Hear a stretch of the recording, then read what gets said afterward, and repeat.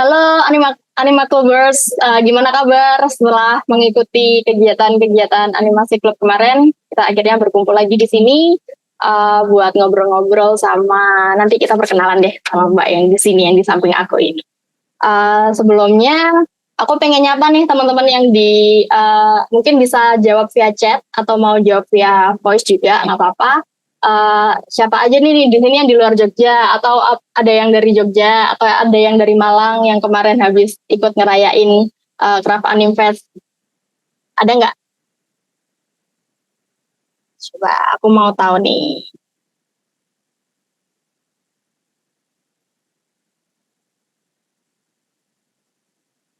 Mana nih? Ini udah pada makan belum? Jam-jam makan sih ini.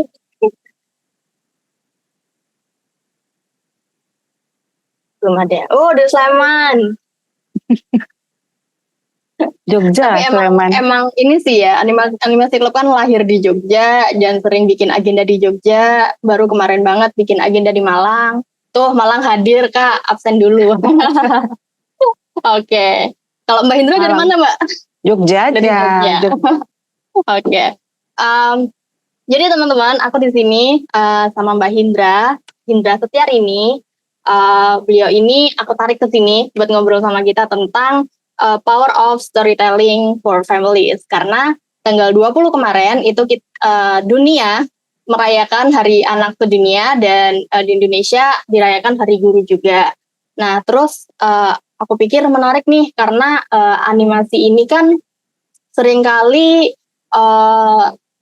mendapat stigma atau mendapat label bahwa animasi selalu untuk anak-anak gitu. Kalau mungkin banyak ya orang-orang tua yang punya anak gitu hanya karena animasi gitu anaknya suruh nonton gitu. Padahal belum tentu itu konteksnya atau story-nya itu cocok untuk anak-anak. Nah di sini Mbak Hindra ini pernah bikin Bioscil namanya, bioskop kecil. Nah itu adalah pemutaran film untuk anak-anak. Jadi kita di sini ingin membahas nih fungsinya atau kekuatannya storytelling untuk atau in general kekuatannya film keluarga untuk keluarga atau untuk anak-anak itu gimana sih untuk orang tua, untuk parenting, untuk saudara-saudara kita gitu. Nah, Mbak Hindra, selamat datang di Animasi Club. Terima kasih sudah diajak ngobrol. Makasih juga udah mau jadi narasumber kita kali ini di Animasi Talk. Mungkin Mbak Indra bisa memperkenalkan diri dan sekarang lagi sibuk apa dan apa kabar nih Bioscil nih? Gitu. Ya, halo teman-teman. Aku Hindra. Selama ini sibuknya apa ya? Karena kalau Bioscil sendiri kebetulan sudah mau bergerak lagi karena pas pandemi kan vakum ya. Karena Bioscil itu mensyaratkan untuk tatap muka gitu, langsung sama anak-anak karena Bioscil itu bukan hanya nonton film gitu, kita putar film anak nonton langsung pulang gitu, enggak. Kita memang menitik beratkan untuk dialognya gitu, ngobrol sama anak-anaknya tentang film itu apa, jadi bukan kitanya yang cerita, jadi mereka diajak untuk mengeluarkan pendapatnya gitu. Mungkin sebelumnya aku pengen tahu sih Mbak Hindra ini backgroundnya apa sih Mbak dan kenapa nih bikin Bioscil awalnya? Backgroundnya maksudnya profesi gitu atau Profesi kerja. Dan apakah Mbak Hindra kan juga seniman nih. Nah, berangkatnya dari mana sih sebelum membuat pemutaran di Bioscil ini? Sebelumnya kesibukannya apa sih sebagai profesinya kah atau visi misinya apa sih gitu yang dikerjain apa? Kalau kenal misalnya metode storytelling gitu ya, karena kita ngobrolin sekarang storytelling. Jadi dulu sebenarnya aku tuh teater gitu ya. Jadi aktor kayak gitu. Jadi salah satu metode di keaktoran itu juga ada storytelling gitu. Nah waktu itu tertarik mendalami lebih jauh itu ternyata storytelling sendiri kan punya waktu itu ya gitu. Ketika kita bercerita gitu dia bisa mengungkapkan satu hal yang kalau dalam kasusnya pelajaran keaktoran waktu itu hal-hal yang sebelumnya sulit untuk diomongin gitu. Jadi semacam ada unsur terapi ya, terapeutik gitu bahasanya kayak gitu. Jadi dari situ sebenarnya langsung storytelling itu sebagai pendekatan penceritaan sih ya sebenarnya kayak gitu. Nah di film, kalau di film sebenarnya ya memang cerita kan, penyampaian cerita. Nah di Bioschill kemudian metode storytelling itu lebih anak-anak itu kemudian diajak untuk berani bercerita gitu dengan bahasanya mereka gitu, pikirannya mereka gitu. Jadi tentu dipancing ya, kan ada kuis, ada permainan gitu, ada peragaan, tapi intinya tetap mereka itu berani ngomong. Jadi mereka selain diajak untuk memahami ceritanya ini apa gitu, kan ada karakter gitu ya. Nah di sana sebenarnya fungsinya, terus mengajak mereka untuk ditempatkan pada posisi itu, terus mereka berpikir gitu kan, misal baik buruk gitu ya, atau yang sederhana lah anak-anak gitu. Terus mereka, kalau seandainya aku jadi karakter si A nih, terus apa yang aku lakukan di luar film ya, gitu. Misalnya, nah kayak gitu sih sebenarnya. Pada akhirnya mereka ini ya, memahami visual dan memahami ceritanya orang lain seperti apa ya, gitu. Di situasi seperti itu gimana. Berarti untuk story-story di Bioschill ini emang khusus untuk anak-anak ya Mbak? Ataukah hanya film yang ramah anak? Itu kan berbeda ya, dua hal yang berbeda. Film yang ramah anak dengan film yang khusus untuk anak-anak. Yang di Bioschill itu yang dipilih yang gimana sih Mbak? Kalau film ramah anak tuh sebenarnya aku juga malah ketika kamu mengeluarkan kata-kata itu sendiri, sebenarnya aku juga jadi berpikir film ramah anak tuh seperti apa ya gitu. Karena yang aku ketahui ya sesimpel ini film anak untuk anak-anak, cocok untuk usia anak-anak, dan usia anak-anak sendiri kan juga ada kategorisasi ya.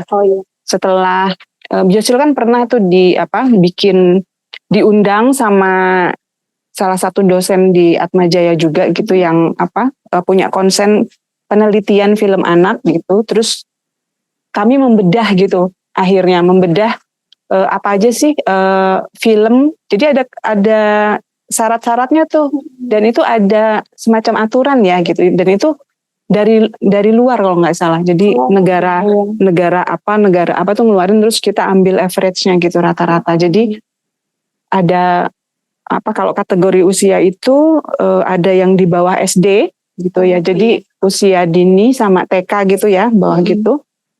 Terus SD. Nah di Bioschill pada akhirnya kan saat itu kami langsung membuat nih berarti film-film yang Bioschill putar pada saat itu cocok untuk usia sekolah dasar gitu, tidak cocok untuk anak di bawah SD. Dari kelas 1 sampai kelas 6 itu dipisah lagi tuh, ada 2 kategori. Kelas 1 sampai kelas 3, 4 sampai 6 gitu. Jadi 4 sampai 6 tuh isunya gitu ya, ceritanya itu udah kita bahasanya agak berat gitu ya. Kelas 1 sampai 3 tuh ringan, lucu, humor, sederhana gitu. Terus kadang juga di beberapa sesi kita mix gitu. Jadi film yang menghibur yang ringan, terus nanti kita gabung dengan film yang istilahnya agak berat sedikit gitu ya. Nah dari sana nanti anak-anak tuh diajak ngobrol. Diajak ngobrol ya. Soalnya aku juga baca-baca dan memperhatikan film-film yang secara mainstream beredar ya, kayak dari Disney, Pixar, kayak gitu-gitu.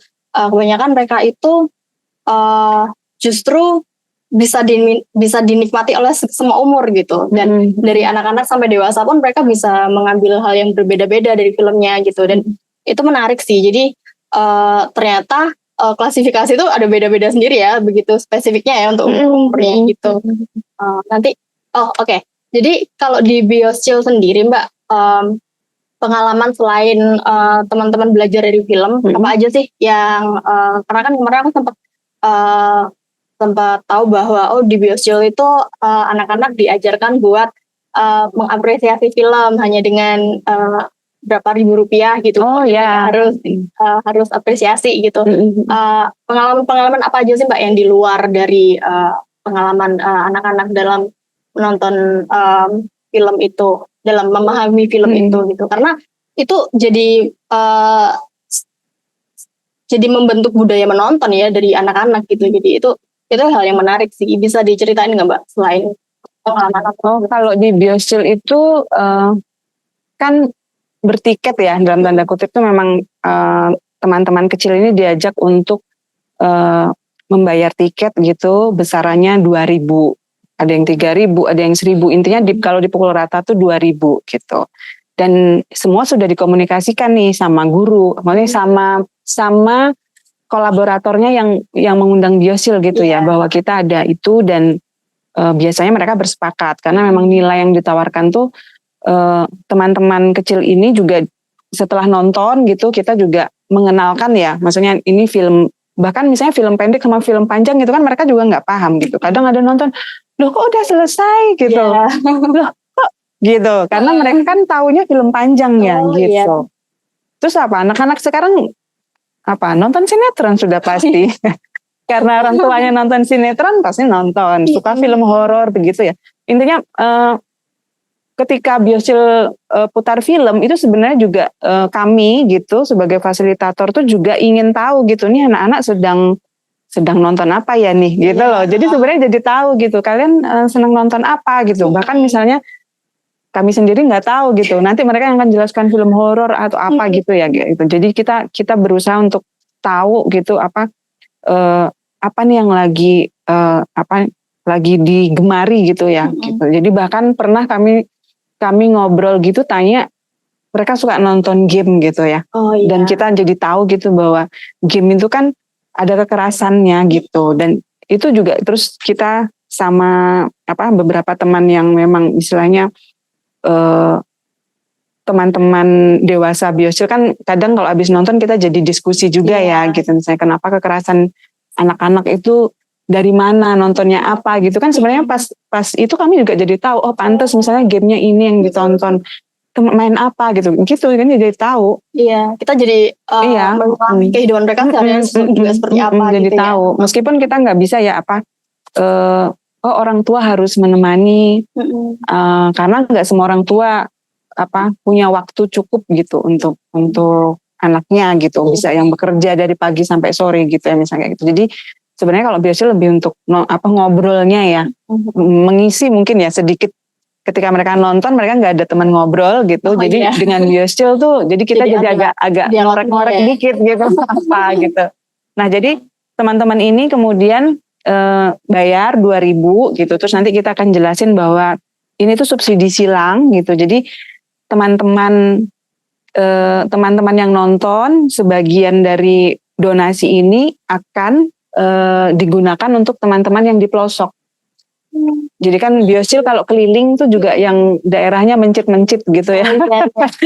Jadi kalau di sana gitu, nanti kita bilang sama gurunya, ada anak yang memang kan guru kadang tahu ya gini, ini nanti gini. Kadang ada guru yang kemudian udah sekolah aja yang kayak yang bayarin si anak ini ini kayak gini, terus ya kayak gitu. Jadi sebenarnya dari sana kita teman-teman tuh juga support teman-teman yang lain gitu. Nah terus mereka juga tahu ini ada profesi gitu ya, filmmaker, pembuat film gitu. Dan terus kenal industrinya juga ya. Biosil, terus Biosil kadang juga uangnya buat Biosil gitu, iya gitu, sebagian untuk transport gitu.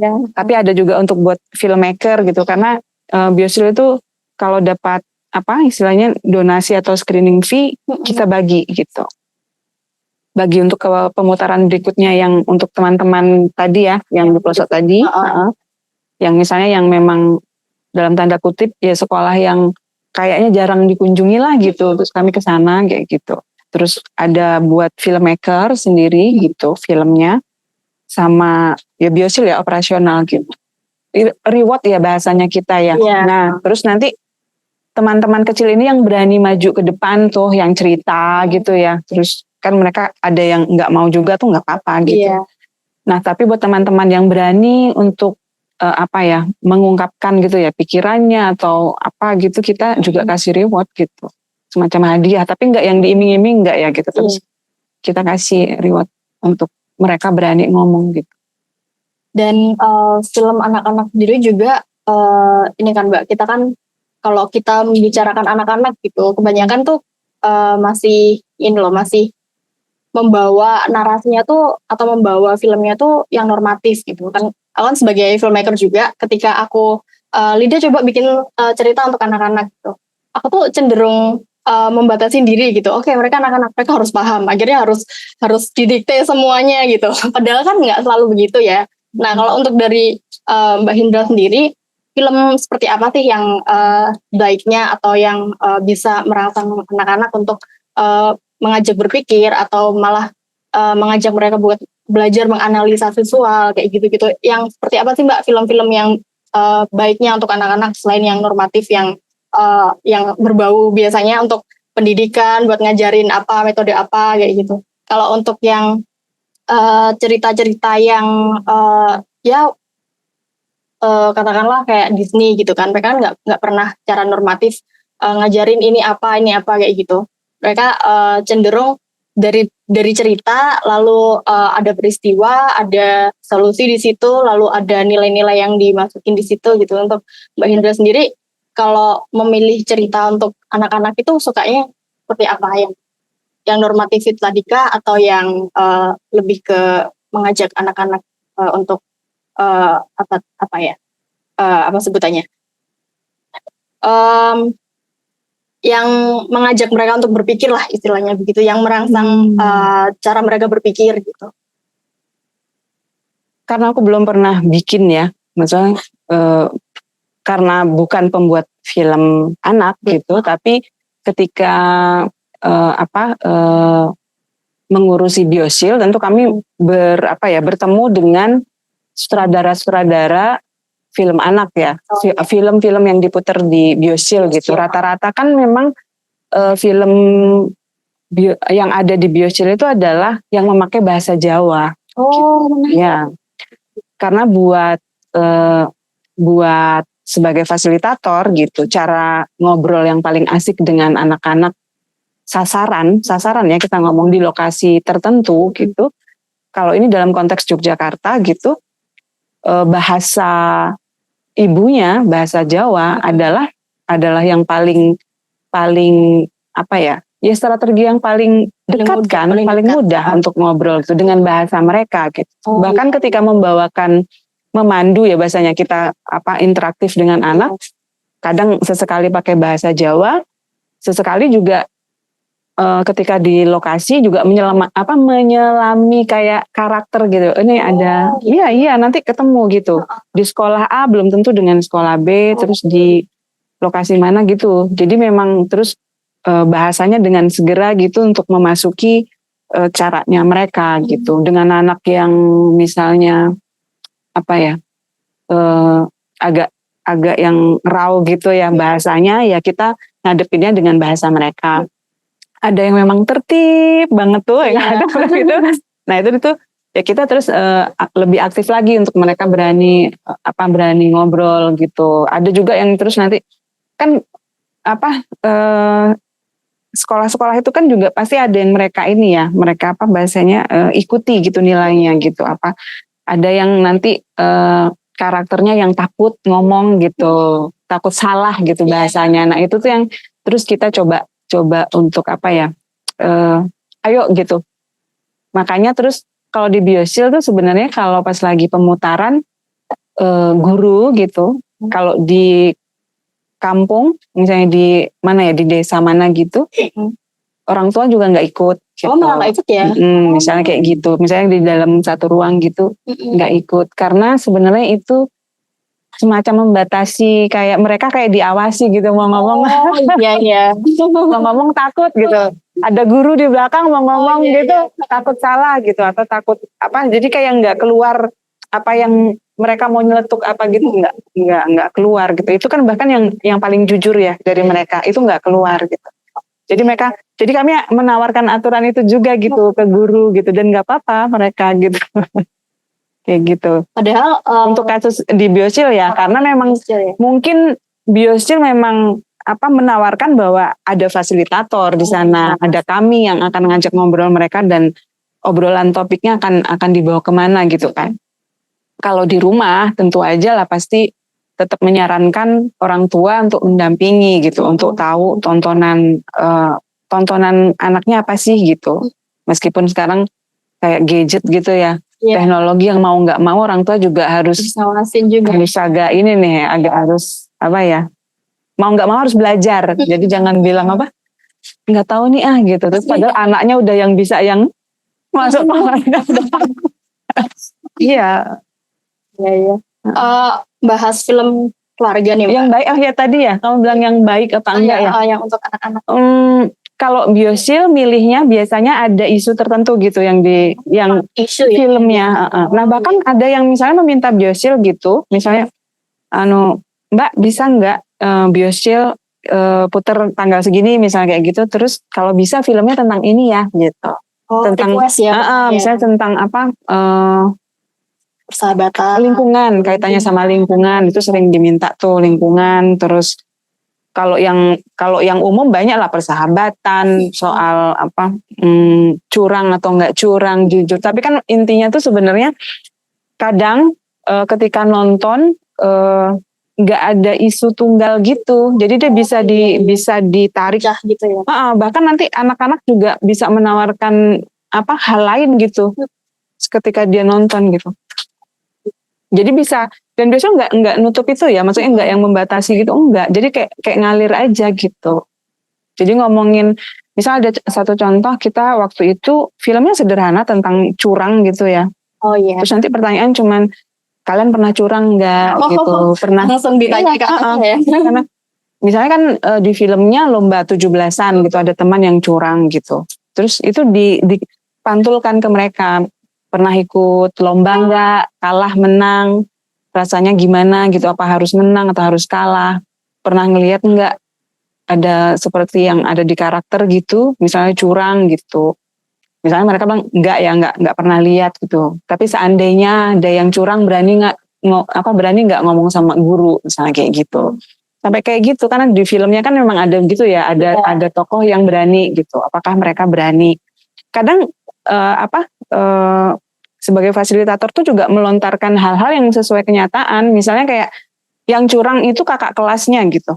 Apakah kamu tetap berani ngomong? Mereka kan jujur, nggak berani gitu, nggak berani dong gitu. Nah, terus ada satu momen justru dia cerita berani melaporkan temannya karena temannya ini misalnya berbuat nggak senonoh gitu sama kakak kelas. Itu kan agak ini ya, waktu itu langsung gitu. Itu kayaknya dia berani ngomong karena nggak ada orang tuanya ya. Iya, bisa jadi gitu. Dan kebetulan dua anak ini yang pelaku sama yang ngelaporin ada di satu ruangan yang sama. Tapi sudah dengan situasi yang maksudnya nggak yang marah gitu, nggak ya gitu, yang bercanda gitu, yang terus teman-teman lain nimpali terus jadi terus pelajarannya juga kita pelajari bareng gitu. Berarti kamu ini nggak gitu, apa merasa bersalah nggak untuk ya, terus ya, mereka jadi kayak curhat ya gitu. Nah rata-rata biosil itu endingnya tuh suka gitu. Jadi sebenarnya mereka juga sudah bisa mengimplementasikan apa yang mereka dapat dari film kehidupan mereka. Nah, di-relate gitu. Nah biosil kan memang begitu. Jadi filmnya sebenarnya hanya pemantik untuk. Jadi sebelum putar kira-kira nih bisa ya diputar di sini gitu. Kadang kita ngomong sama gurunya atau oke aja Mbak gitu, kita. Jadi malah lebih hidup diskusinya ya. Iya, memang. Ya. Dan makanya biosil justru harus ada ngobrolnya. Harus ada ngobrolnya. Kalau ini di luar biosil nih Mbak. Ini kan kalau untuk kita sendiri, kita kan punya keluarga. Mbak Hindra punya anak. Aku juga punya adik di rumah. Dan aku juga pernah jadi anak-anak gitu kan. Pernah nggak sih Mbak Hindra ini menggunakan film untuk berkomunikasi dengan keluarga gitu? Kalau aku sendiri pribadi, aku menggunakan film itu sebagai ketika aku ingin menyampaikan sesuatu, tapi ada nih tergambarkan nih di satu film gitu. Nah, dan ini kebetulan mungkin topiknya agak sedikit berat ya ketika aku waktu itu di umur waktu masih kecil gitu, dan aku pengen menyampaikan ke orang tua aku hanya sekedar aku pengen spend waktu lebih banyak untuk bapak gitu. Tapi ada film yang bapaknya tuh care banget sama anaknya, dan tapi sempat ada nggak care juga, sempat bapaknya sibuk sendiri, anaknya main sendiri, dan akhirnya apa yang dialamin si anak ini dia harus apa-apa sendiri gitu. Nah waktu itu aku mengalami hal itu waktu SMP, dan waktu SMA aku nonton film ini deh, bagus gitu. Terus bapak, kamu pernah ngerasa gini ya? Jadi gitu, jadi kayak wah, ternyata Keren film dong bisa kamu. buat komunikasi Ya, iya gitu dong. loh. Jadi relate gitu loh. Nah, kalau Mbak Hindra sendiri pernah ada nggak sih momen-momen kayak gitu ketika film keluarga atau sesuatu yang relate, yang dekat dengan keluarga gitu digunakan untuk berkomunikasi gitu dengan keluarga Mbak Hindra gitu? Kalau untuk anak ya. Tapi Anak sebelumnya atau aku mungkin mau Mbak komentar Hindra kamu tadi. Keren dong. gimana? Maksudnya keren dong kamu dengan umur. Ya maksudnya aku nggak tahu ya anak-anak sekarang mungkin juga udah tahu, atau maksudnya salah satu contohnya kamu tadi kan berarti kan kamu udah sadar bahwa jika komunikasinya mentok nih gitu kan, ada alat gitu yang bisa untuk menyampaikan apa yang aku rasain. Salah satunya lewat film gitu. Lebih ke pengecut aja sih waktu itu, nggak berani ngomong. Kan, itu kan justru berarti kan iya sih, kamu ada cari kan, kamu cari-cari cara gitu kan, belum tentu ada apa teman remaja lain yang begitu kan, belum tentu juga gitu. Jadi mungkin sulit gitu ya hanya berhenti ngomong, nggak ketemu, udah misalnya ya kan jadinya konflik lah gitu ya antara orang tua sama anak gitu. Maksudnya dari contohmu kan udah ketahuan ya sebenarnya film juga secara nggak langsung kayak coba deh tolong tonton gitu.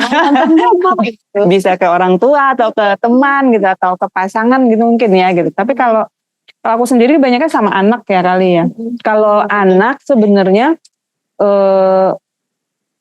kebetulan nih sebelum umur 2 tahun kan aku nggak ada TV sama sekali. Jadi maksudnya kayak hamil itu rumah udah out gitu TV gitu. Jadi memang nggak ada screen time gitu sampai dia usia 2 tahun. Nah 2 tahun sampai ke TK gitulah ya. Itu memang kupilihkan gitu. Jadi seminggu hanya 1 kali. Dan hanya 1 jam gitu. Jadi ya hanya lagu gitu ya. Hanya apa ya, waktu itu kayaknya pengenalannya lagu-lagu dulu deh gitu, lagu-lagu dulu. Cocomelon gitu. Cocomelon enggak terlalu. Tapi terus kemudian dia suka Pocoyo. Pocoyo, aku juga suka. Lucu banget. Pocoyo sama Sarah Endak. Ya ini kalau ada teman-teman yang tanya gitu, karena waktu itu perkembangannya di bahasa itu bagus gitu, secara nggak sadar gitu dia menstimulasi bahasa. Jadi sebenarnya aku nggak ngajarin bahasa Inggris ya, nggak banget gitu, karena kayak aku bukan bilingual, bukan penganut bilingual. Jadi buatku bahasa Indonesianya bagus dulu gitu, baru bahasa Inggris karena lebih gampang buatku ya gitu. Nah tapi kemudian anakku ini justru belajar bahasa Inggrisnya dengan menonton itu dan dengan aksen Britishnya malahan. Malah kebawa ya aksennya ya. Jadi dikiranya pas ketemu kayak dikiranya dilesin gitu. Enggak gitu, maksudnya enggak gitu. Jadi itu tapi di bahasa ya gitu, bahasa. Jadi dengan nonton terus kita jadi melihat kan, kita ngamatin anak kita gitu, kita sebenarnya jadi tahu gitu kemampuan linguistiknya berkembang pesat atau enggak gitu, atau malah menonton itu bisa membuat dia menutup diri dari lingkungan sekitar. Itu ada kan gitu, karena memang kalau yang ku baca juga itu terlalu banyak menonton, dia jadi semacam punya dunia sendiri pun nggak tahu kenapa, nggak tahu ya maksudnya nanti tautannya tuh ada juga yang dia malas berkomunikasi gitu karena dia satu arah kan, pasif gitu. Nah terus sebenarnya ketika nonton terus didampingi itu juga ada hubungan kan, sebenarnya komunikasi antara orang tua yang nemenin si anak ini juga sebenarnya untuk meng-cross check tontonannya dia itu, kayak ngecek kamu nangkep apa gitu, kamu ini apa gitu, menurutmu gimana, jangan kita yang nyekokin gitu, menurutmu gimana gitu. Jadi kayak gitu, jadi kayak teman diskusi itu malah lebih menarik. Jadi gitu. Beneran parental guidance itu fungsinya. Kalau ada satu film yang memang aku khususkan nonton sama Hagia di usianya kemarin mau SD ya, kelas 1 gitu, karena kita lagi hangatnya isu kekerasan seksual gitu. Jadi aku sempat berpikir apa gitu. Malah apa hal kita juga ya. Apa hal konkretnya gitu. Aktivitas seperti apa nih yang nggak boleh dan kamu harus minta tolong segala macam itu. Kalau untuk yang secara pelajaran gitu udah tahu, misalnya kayak nggak boleh sentuh gini-gini kan ada lagunya juga ada, tapi ada yang butuh gitu loh, butuh aksi nyata. Jadi aku memang nonton video yang memang ada laki-laki yang di mall bahkan gitu, misalnya melakukan pelecehan seksual sama anak 4 tahun deh gitu, lewat gitu, dan itu sepi gitu lorongnya, dan aku nunjukin ke anakku kayak gini, iya. Dia pegang apa Bu? Pegang vaginanya. Jadi buatku aku nggak pernah tabu ya ngomongin vagina gitu atau apa, itu kan sebenarnya bukan hal yang tabu gitu, edukasi gitu. Jadi kenapa dia diam? Nah itu aku jelaskan, misalnya bahwa ada refleks tubuh yang diam, tapi sebenarnya kamu harusnya teriak gitu, misalnya kayak gitu. Kamu harus teriak ketika ada begini bla bla gitu. Ya itu menarik. Jadi aku malah cari kalau itu gimana untuk hal yang dia nggak bisa, menurutku ya nggak bisa hanya ngomong gitu, butuh kayak orang melakukan yang beneran nih, harus gitu. ada visual, tapi aku tunjukin ke dia. Dan itu juga yang dilakukan Disney, Pixar dan filmmaker yang sudah sudah bisnisnya sudah sangat besar ini, mereka selalu berusaha memasukkan justru isu-isu yang berat kayak kematian, kehilangan, itu justru yang dimasukkan. Tapi itu dia sih kerennya adalah ketika kita bisa menyampaikan cerita dengan isu yang seperti itu, tapi bisa diterima ke anak-anak gitu loh. Bisa. Dan orang tua pun juga bisa enjoy gitu, dan jadi bisa menemani anaknya untuk berdialog itu tadi, itu menarik tuh. Nah kalau tentang animasi nih Mbak, tadi kan aku udah bahas animasi itu selalu mendapat stigma bahwa hanya pokoknya teknisnya animasi pasti buat anak-anak gitu. Kartun kan, film kartun. Iya dulu aku juga kecil pasti mikirnya gitu, kartun gitu, kan ya? Buat anak-anak. Benar. Nah sedangkan aku baca-baca ternyata target audience filmmaker sama rating yang diberikan ke film itu adalah dua hal yang berbeda gitu loh. Nah ketika filmmakernya mengatakan oh ini untuk anak-anak kok gitu, kayak misalkan Crayon Shinchan gitu kan, dilarang ya sebenarnya ya. Nah kreatornya mungkin karena dia dari Jepang ya, dan Jepang kan budayanya berbeda dengan kita lah gitu. Nah untuk kreatornya yang dari Jepang ya dia bisa bilang bahwa ini untuk anak-anak gitu.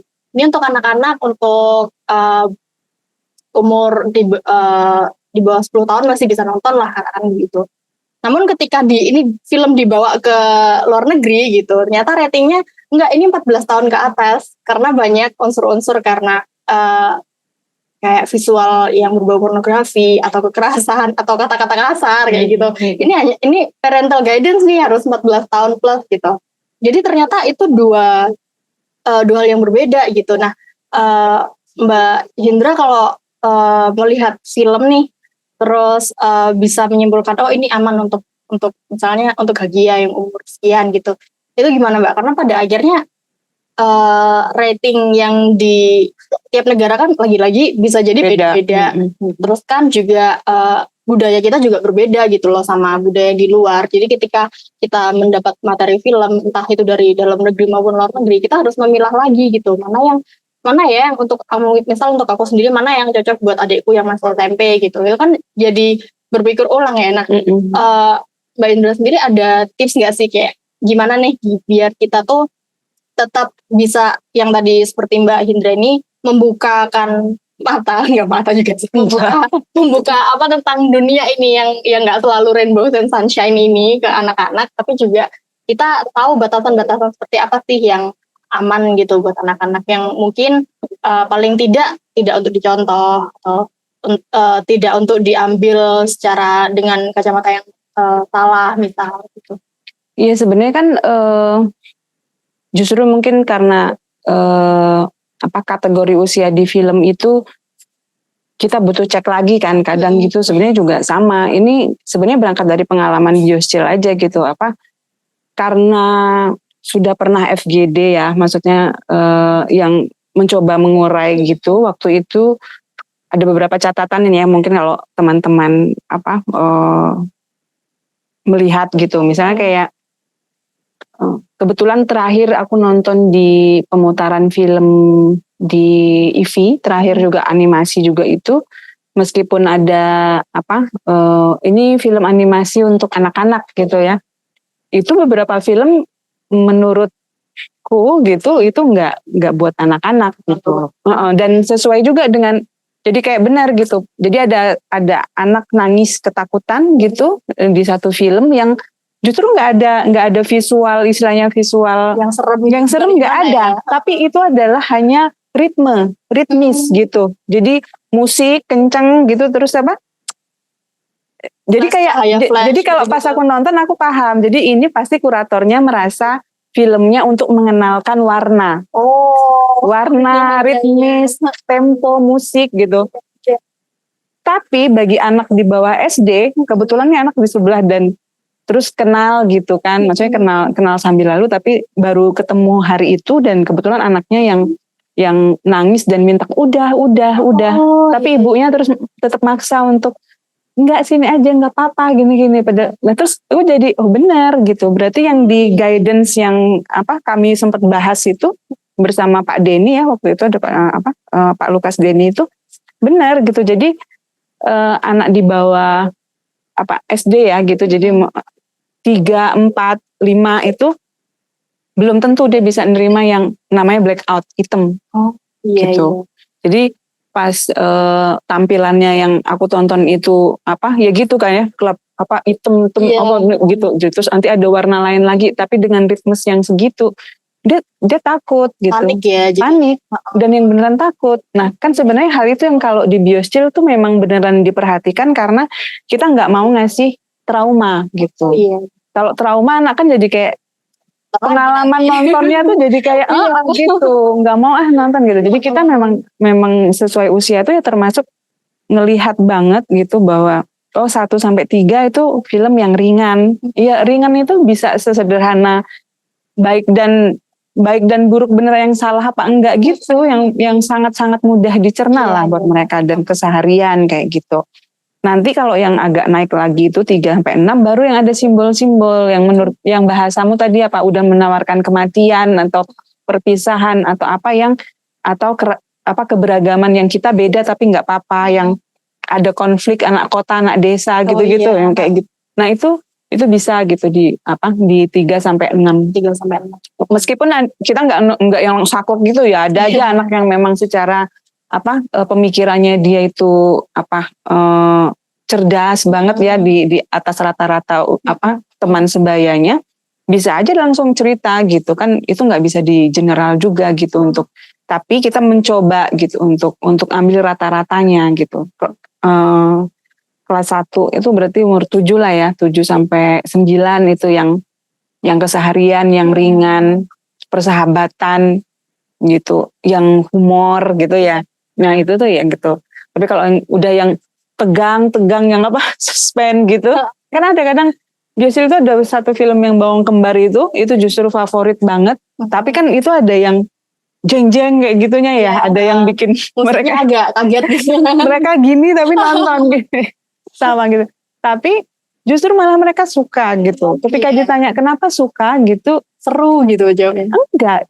Udah kemarin terakhir ada karena dia lebih bermakna gitu. Maknanya dalam gitu. Anak sekarang udah gitu ya. Maknanya dalam. Kan waktu itu kan pelajaran yang diambil tuh kayak masuk rumah harus izin dulu, nggak boleh mecahin itu ya. Kan itu animasi kan. Itu animasi andalan tuh kalau di Bioschill. Selain ada juga punyanya siapa ya, lupa. Pokoknya ada dia tentang kebakaran hutan kayak gitu tuh animasi ya.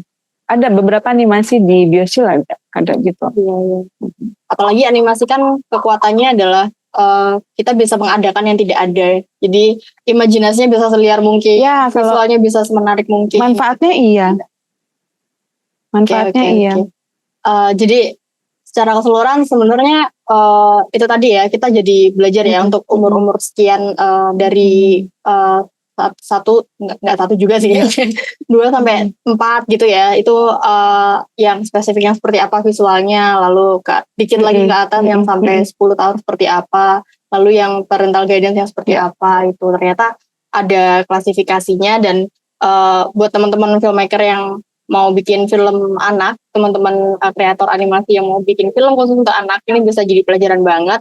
Dan atau ngobrol aja misalnya, siapa tahu kan mau ini cerita bikin film sama anak-anak, gimana tantangannya, bisa langsung tanya tantangannya gimana nih, anak-anak experience-nya gimana nih, biar di mereka menyenangkan tapi juga bisa tetap diterima dengan baik gitu. Nah ini kita buka sesi diskusi buat teman-teman yang mau bertanya, silakan. Bisa via chat atau bisa via nyalain langsung kamera sama raise hand aja di angkat tangan, terus nanti bisa kita diskusi bareng apa sih yang teman-teman pengen bahas gitu. Nah nih ada satu nih di chat. Sampai saat ini bagaimana Bioschill memperhatikan respons emosional penonton dan bagaimana Anda akan menciptakan ruangan yang aman untuk berbagi perasaan dan refleksi pribadi? Wah, tentang Bioschill nih Mbak. Bisa jawab aja. Sebentar, untuk sejauh ini, untuk kalau respon emosional itu kalau sejauh ini tuh belum ada ya, yang misalnya sampai yang kemudian mereka nonton filmnya emosionalnya sampai nangis gitu ya, nangis atau kemudian mereka takut tadi ya, tadi itu kebetulan nggak ada ya gitu, maksudnya. Oh gitu, biasanya kan yang paling sering tuh. Ya sering, kalau ketawa ya sering gitu, ketawa sering. Dan kalau pas pun setelah nonton kita ada ngobrol seperti tadi, misalnya ada teman yang curhat gitu, biasanya lebih curhat ke pengalaman mereka sehari-hari ya, misalnya temannya tadi yang melakukan tindakan tidak terpuji tadi gitu, terus dilaporkan gitu, terus temannya yang satu hanya tersenyum-senyum simpul dan mengakui kalau dia salah gitu.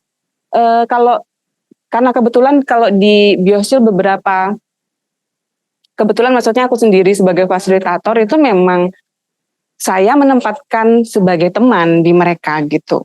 Kebetulan ya begitu. Jadi memang diajak beneran ngobrol gitu, bukan yang tanya jawab, ini enggak gitu. Jadi memang fisik aja gitu ya. Misalnya kita ngobrolnya seru, mau berdiri kita sama berdiri, mau duduk kita sama duduk gitu. Jadi membangunnya adalah memang membangun suasana ngobrol yang asik ya gitu. Meskipun ada yang, maksudnya teman kecil ini ada yang memang enggak gitu ya, ya enggak apa-apa juga gitu. Jadi tidak ada, enggak ada yang dipaksa gitu. Tapi ketika ada anak yang aktif dan ngobrol ya kita fasilitasi ngobrolnya gitu. Biasanya cuma 30 menit. Di Bioschill berapa orang sih Mbak total? Mbak Hindra kan sebagai apa kalau di Bioschill?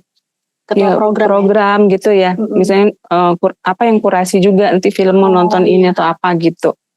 Terus ada Kiki kan, Kiki juga yang nemenin lah ya kalau misalnya kalau kita putar keliling, terutama kalau yang jauh ya. Kalau jauh itu otomatis biasanya kami cuma berdua, gitu. Tapi kalau masih dekat ada teman-teman yang mau ikut, ayo gitu, misalnya kayak gitu. Tadi sebelum yang ini tadi kayaknya masih dari Mas Rahman Adi nih, bagaimana menciptakan ruangan yang aman untuk berbagi perasaan dan refleksi. Ya tadi ya Mas kayak gitu. Yang biar pada curhat tadi loh Mbak. Iya gimana gitu ya caranya. Itu agak sulit sih Mas ya, kayaknya jam terbang kali ya itu juga sebenarnya sempet nih ya, misalnya ada saya nggak jadi fasilitator tapi ada teman lain gitu. Ya memang kadang ada yang cara penyikapannya juga kalau nggak biasa gitu ngadepin dengan teman-teman kecil ini, ya memang jadi hanya tanya jawab kuis biasa gitu. Iya untuk dia ngobrol lebih jauh memancing ininya tuh agak kurang gitu ya. Nah itu memang kayaknya memang butuh ini ya, butuh apa ya bahasanya? Latihan. Ya memang benar kayak bagaimana membuat observasi kali ya. Iya benar. Iya. Iya benar Mas. Itu biasanya sebelum Bioschill datang ke lokasinya nih gitu, kami akan cari tahu juga gitu. Oh, mereka tipe-tipenya gimana nih? Kita ngobrol sama gurunya, ngobrol sama Karang Taruna ya kalau SD ya gitu. Kalau SD di kampung, misalnya di warga gitu, kita coba cari tahu gitu. Kalaupun misalnya film yang diinginkan kita nggak punya, kita tawarkan yang lain, terus nanti kita cari kisi-kisinya nih gimana caranya bisa ngobrolin apa yang mau dimauin sama penyelenggaranya yang di tempat ya, di lokasi gitu. Apalagi ya tadi. Semoga menjawab ya, Mas. Semoga menjawab ya. Ini ada pertanyaan lagi dari Mas H. Hai, saya Mas H, domisili Sewon Bantul. Saya apresiasi adanya Biosil ini. Teringat dulu saya dan teman-teman dari Animasi Isi pernah berinisiasi buat bikin screening kecil-kecilan, tapi segmen lebih dewasa dengan stok-stok yang kami punya. Maka keberadaan Biosil ini jadi pemantik buat kami bila kapan-kapan ingin mewujudkan program semacam ini. Wah, ini apresiasi nih Mbak untuk Biosil. Elemen utama buat jalanin program Biosil ini apa aja di awal-awal berdiri? Mas, yang disiapin? Jogja kan, kan sudah terkenal dengan gotong royong. Nah, yang pertama itu ya? gotong royong dulu sih awal.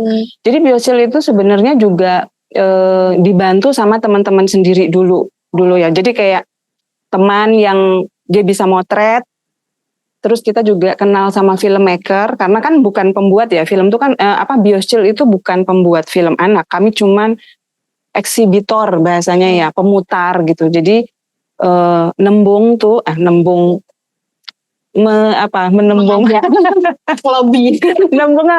memohon izin sama filmmaker gitu untuk filmnya diputar di Biosil, dan kita jelaskan untuk karena ini film pendek anak untuk menonton anak-anak. Terus kita jelaskan kita lokasinya di sini. Ya terus mereka oke aja gitu.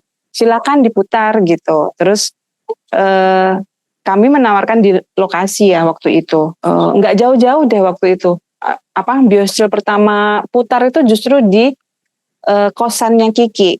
Di kosan malah ya? Iya, tapi di lokasi di sekitar kosan yang kemudian kita ngobrol sama Pak RT gitu.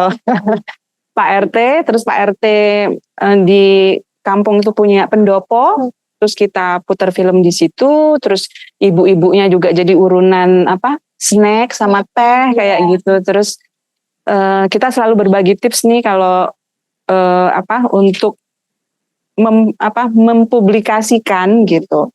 Karena kita keliling itu nggak bakalan laku kalau pakai publikasi di Instagram. Tapi sosmed gitu ya. Toa masjid adalah kunci. Ternyata dicatat. Toa masjid adalah kunci. Itu andalan Biosil. Jadi kita memang saling kerjasama ya gitu. Tapi ini sekali lagi karena anak-anak ya gitu. Jadi kita kerjasama sama Pak Duko atau Pak RT sama Karang Taruna. Terus jadi pas mau ditentukan hari mau nonton film ini jam berapa, di mana, nah itu disiarkan di setelah azan. Jadi mau zuhur, asar, maghrib. Beberapa hari gitu ya. Jadi orang dengar terus sih. Jadi nanti setelah itu kan jadi orang tua tuh percaya ya gitu untuk anak-anaknya menonton. Jadi nanti sama Karang Taruna gitu untuk kita kerjasamanya untuk jemput gitu, menjemput. Jadi nanti ada teman-teman teman-teman kecil yang agak gede tuh beberapa tuh nanti mereka akan berangkatnya nggak sendiri-sendiri kan kadang gitu, gerombol. Jadi dari sini jemput. Jadi kalau agak geng-gengan sih biasanya pasti bocah. Pak ini kok belum datang gitu. Enggak Mbak, mereka tuh akan jemputin gitu loh. Jadi nanti gitu. Ngajakin sini. Jadi kalau mau tipsnya apa buat berangkatnya yang pertama sebenarnya ya dijalanin aja, dicoba aja Mas, dicoba. Terus kalau punya tim ya lebih bagus gitu. Istilahnya kayak nilai apa visi misi atau pengennya apa sih sebagai sebuah tim gitu, didiskusikan bersama dan istilahnya kayak kekeh bareng jalan, mau ada dana atau tidak ada dana komitmen tetap ya? Jalan, karena sebenarnya kalau di Jogja masih percaya banyak orang baik gitu, jadi pinjem proyektor masih bisa gitu kan, ya kan gitu. Ya beberapa gitu, Biosil gitu banget gitu, masih diuntungkan dengan kolaborasi ya, banyak hal gitu. Tapi tanggung jawabnya adalah Biosil itu sejak pertama kali pemutaran ada dokumentasinya. Oh. Jadi Iya. dokumentasi itu yang kemudian Bioschill share untuk ke semua. Jadi misalnya kayak, jadi meskipun mereka nggak nanyain gitu, mereka akan lihat dokumentasi kan udah tahu ya. Iya. Oh berarti pemutarannya bener ya di sini. Untuk udah pernah bikin. Iya, dan untuk filmmaker juga gitu. Oh filmnya diputar di sini karena kita juga berbagi ya untuk donasi yang kita terima tuh kita bagi juga ke filmmaker. Kadang filmmaker tuh nggak tahu gitu. Tiba-tiba terima aja transferan dari Bioschill, film kemarin gitu. Hah? Serius, Bioschill itu untuk nominal nggak bahasanya tuh tidak ada mengenal angka. Misalnya ini rendah banget ini enggak. Pokoknya terima ya mereka. Jadi mau itu 100.000, mau 85.000, mau 300.000, itu nanti misalnya ada 2 film diputar gitu, terus nanti sama Bioschill gitu, bahasanya gitu kan. Nah itu minimal 75 untuk film. Untuk film tuh 75. Jadi kadang kalau misalnya pemutarannya itu rapat dan kadang ada film yang dia diputar di beberapa tempat. Kalikan aja misalnya. Oh berarti Bioschill sekalinya bikin program itu di berbagai tempat gitu ya Mbak? Iya kadang kan gitu. Iya. Dan maksudnya kalau untuk film yang dia akan kecil, misalnya kalau filmnya kebetulan filmnya si filmmaker A ini cuma sekali gitu, nggak apa-apa juga kalau kami kayak gitu. Dan mereka juga nggak apa-apa gitu. Nggak ada kok yang menolak untuk menerima duit gitu. Buatku justru malah salah kalau ini kecil banget nggak usah aja, itu salah buat kami. Enggak. Berapapun kita dapatnya berapa, kita sharing ke teman-teman juga itu. Jadi kadang juga misalnya dalam 1 bulan ada yang 4 kali, ada 2 kali, itu kita malah bisa ropel ya bahasanya. Ratel 50 kali 4 gitu, 75 kali 4 kayak gitu. Dan kita fair aja. Kalau misalnya pas lagi sedikit ya sedikit banget emang. Biasanya berapa film Mbak Bioschill? Ada yang ada juga terima kasih filmmaker yang kadang emang nggak mau dari awal. Ini Bioschill berarti berapa film Mbak sekali nayang? 2 minimal. Di 1 sesi ya. Oh 1 sesi itu berapa menit tuh berarti biasanya? Jadi kita batasinnya 30 menit, 30. Sisanya ngobrol. Oh iya. Semoga terus ini menjawab. Oke. Jadi semangat utamanya itu. Elemen utama banget semangat. Semangat benar. Sama konsisten, konsisten tuh. Semoga menjawab ya Mas Ha. Good luck buat inisiasi yang lain. Ini belum ada yang resensi dari tadi, tapi ada 1 pertanyaan lagi untuk pertanyaan terakhir kali ya Mbak ya. Apakah ada panduan yang dapat diakses para filmmaker saat membuat film anak? Misalnya seperti yang pernah didiskusikan Bioschill tadi, apakah pernah dibuat dalam dokumen akses? Oh kalau untuk filmmaker, karena animasi klub ini kan tempatnya para kreator berkumpul juga nih. Kita selain nonton film, kita juga banyak teman-teman yang salah satunya aku yang terlahir menjadi filmmaker juga karena ikut sering berkomunitas ya, dan animasi klub ini jadi komunitas animasi. Jadi teman-teman pada ngumpul di sini, ada yang ikut juga. Jadi perlu juga nih filmmaker buat tahu panduan untuk membuat film anak nih yang bisa kita akses gimana ya? Kalau yang didiskusikan dengan tadi tuh ya, yang kami pernah itu yang didiskusikan itu sebenarnya ketika kami nonton ya. Jadi ketika film sudah jadi gitu, terus semacam ada visual-visual yang nggak cocok untuk anak usia misalnya di bawah SD gitu. Untuk SD dia nggak masalah kayak gitu sih. Tapi jadi kalau pertanyaannya untuk pembuat film, kalau menurutku justru malah sebaiknya ya, aku nggak tahu ya, sebaiknya tuh bertemu langsung dengan pembuat film yang biasa berhadapan dengan anak-anak langsung. Jadi kalau di Jogja itu ada rumah produksi Home Pimpa ya, kalau teman-teman tahu, itu yang sering banget produksi. Dan itu ada Sumbu Pakarti ininya, produsernya. Itu memang mereka 1 tahun bikin film pendek anak. Memang programnya mereka gitu. Nah, biasanya bekerja sama dengan Home Pimpa. Jadi Home Pimpa itu punya metodenya tuh gitu. Jadi seperti yang misalnya mereka pernah cerita itu salah satunya ya, pasti kalau langsung sama mereka pasti akan lebih banyak kalau mau berbagi sharing gitu ya. Jadi yang pertama sebenarnya justru eh, ritme yang digunakan adalah ritmenya anak-anak. Ini kalau untuk film cerita ya, maksudnya bukan animasi ya, untuk cerita ritme anak-anak tuh ya nggak bisa pakai jam produksinya seperti teman-teman biasa bikin film gitu. Yang kedua, ritme timeline. Ritme syuting, syuting. Nggak ada lah kalian mau bangun subuh terus pulang habis maghrib atau lembur, nggak bisa gitu. Itu syuting. Karena nanti itu kan ada mood gitu, ada moodnya anak gitu, akan lebih sulit lagi gitu. Itu terus setauku juga bagaimana membuat, nah tadi yang kamu bilang ramah anak itu adalah ketika pembuatan filmnya itu gitu, ketika bikin film pendek, ketika bikin film anak gitu, dan karakter-karakternya adalah pemainnya nih ya anak-anak itu, setauku mereka membuat kondusif gitu ya, seperti mungkin merokok segala macam tuh semacam kayak di ini banget lah, dipisah banget gitu, terus bahasa ngomongnya itu kayak kalau pas syuting biasa mungkin kalau orang Jawa boleh misuh-misuh gitu, kok mungkin pas syuting anak-anak itu nggak ada gitu bahasa yang kayak gitu ya. Terus itu sih kalau sama teman-teman Home Pipa tuh juga bilang bahwa salah satu metodenya juga ketika bikin ceritanya sendiri itu juga dibikinnya itu bersama teman-teman yang mau main ini gitu. Oh gitu. Jadi mereka juga diajak nih untuk bikin ceritanya. Nah itu kan sebenarnya juga salah satu untuk bahwa yang mereka bikin adalah dunianya anak-anak ini emang beneran kan gitu. Jadi kalau misalnya, jadi ide itu bisa dari anak-anak itu sendiri. Iya, berarti kalau misal aku sebagai filmmaker animasi nih Mbak, atau aku mau bikin film animasi, berarti aku perlu melibatkan anak-anak kah? Untuk risetmu oke.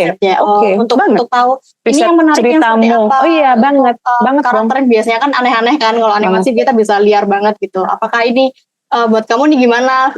Justru malah serem bisa jadi gitu kan, yang itu nggak apa-apa, kita lucu gitu ya. Banget, itu nggak apa-apa. Justru malah penting ya menurutku ya sebagai juga jadi kalau kamu nanya aku filmmaker atau pembuat film, iya, tapi kan bukan untuk anak-anak. Tapi sebenarnya cerita itu kan memang rata-rata lah ya hampir berangkat juga pasti dari peristiwa nyata kan biasanya kayak gitu. Nah kalau ini konteksnya anak-anak, kok menurutku sih mungkin juga lebih baiknya mungkin ya juga melibatkan anak-anak dalam entah itu dalam proses risetnya atau itu untuk mencari gagasan idenya gitu. Ya tanya aja langsung sama anak-anak, justru malah mungkin memunculkan ide-ide yang kita nggak tahu karena kan memang dunianya mereka nih kita. Nah itu kalau di Biosil ketika ada yang submit film nih gitu ke Biosil, itu nanti pas kurasi ketahuan. Ini nggak mungkin anak-anak gitu. Ini cuman idenya si sutradaranya nih. Nah, sutradaranya kan notabene kan orang dewasa nih. Kayak gitu. Berarti perlu riset itu tadi. Iya.